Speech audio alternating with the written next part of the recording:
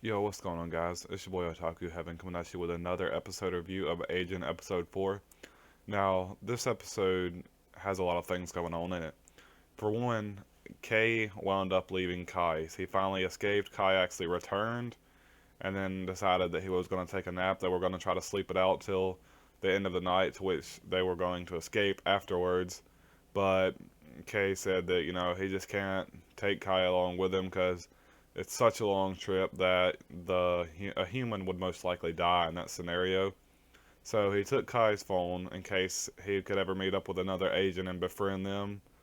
And he also needed it for something else. I forget what it was. But anyway, as he's walking away from Kai and leaving him basically stranded there, someone called the phone and said that he needed to go meet him here if he's seen the black ghost.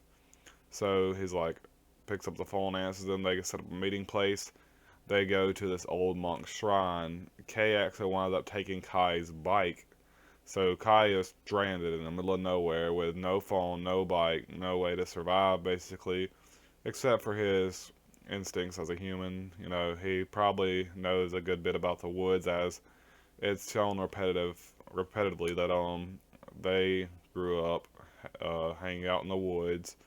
So I'm pretty sure he may know how to survive in the woods. Not to mention, Kai is a very resourceful person. We've seen time and time again, but he does have some injuries from the previous motorcycle wreck. So that does play later on in the role. Later on, when he tries to get up and chase Kei, which Kei is long gone by this point, but he winds up passing out pretty much in the middle of, or nearly passing out, pretty much in the middle of the forest. His bike's gone. There's really nothing he can do.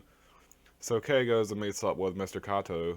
Mr. Sato, and basically Mr. Sato says all these good things about how he's gonna help Kei, and then on the whole other side we have the police coming to try to capture them while they're over there talking, and Sato is telling him all these good things about how his life's gonna be. He said it's pretty much gonna be dull and not that action packed, but in the event that someone does take you, I will employ I will not employ my peaceful method. I will employ the best method that I can employ to get you back as efficiently as possible. And all along while earlier, Tanaka, which is Mr. Sato's right hand man, and then the right hand chick of the lead investigator for the police, decided that they were going to test out their agent unbeknownst to each other, but they wound up getting into a fight at the very beginning of the episode where the agents basically fought each other. But I didn't really care too much for this fight scene because they blacked it out too much. I hate when fight scenes do that. They try to black out everything. Now I understand that it was already a dark area, but still, they're in a hospital. They should be lights there. So there's no reason why they should be fighting like that. But basically, Tanaka pretty much lost to Kuro, which is the agent's name for the sorry, I'm losing my track here. The investigator's sidekick's agent's name. That's what I'm trying to say. And basically, he realized that the head is actually the weak point for agents. If an agent's body part separates, it grows off the biggest part. So if the other parts ain't near them, it's gonna take them a whole lot longer to grow back if it even grows back at all. But he wound up losing that fight and almost disintegrated and lost consciousness, so he closed out his connection with his agent and walked off. What was really interesting was Tanaka was playing video games when Mr. Sato said, "You really like video games, don't you?" In a video game, if you have 100 lives, you would have 99 revives plus the life you have. Now imagine if you can control two lives. So insinuating that they can control both the agent and themselves at the same time, even though Tanaka was only doing it while basically making himself a whole and controlling his agent fully. Maybe that allows for a more powerful agent. I'm not quite sure. If you have nothing but all of your focus on controlling your agent. But the whole while they're up there talking, discussing all the terms for Kei to come live with Mr. Sato, it looks like the cops came in with a neutralizer dart from what they said, and then Kei jumps up to protect Sato and tells him to run. And Sato obviously had this planned out. Someone from Sato's team basically shot them, and told him that he basically failed.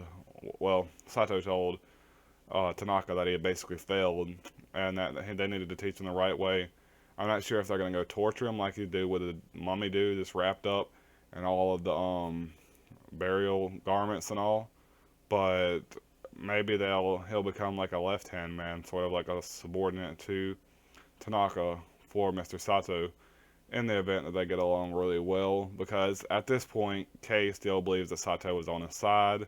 And Sato may actually be on his side. It could have been the police, but it doesn't look like it was the police at all. They were all supposed to run when it all first happened, but Kei instead jumped in to protect him. So it's going to be interesting to see where this all goes, what happens to Kai, because Kai's just laying out in the middle of the forest, not doing anything. Basically, he's got a serious head injury going on, and he has no mode of transportation or communication with any of the outside world where he's currently at, unless the police wind up catching onto their trail and finding Kai. And I'm not even sure they know that Kai is part of the whole scenario yet. But overall, this chapter is probably about an 8 out of.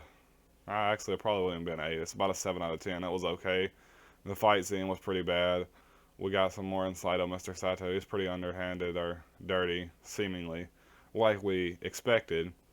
And Kei ran off just like they said he would in the last. He said he would in the last episode. So there really wasn't a whole lot that happened right here, except for the development on the agent's regeneration. So there really wasn't nothing to click this episode for me. But that's all for this, guys. It's gonna be a 7 out of 10. Peace.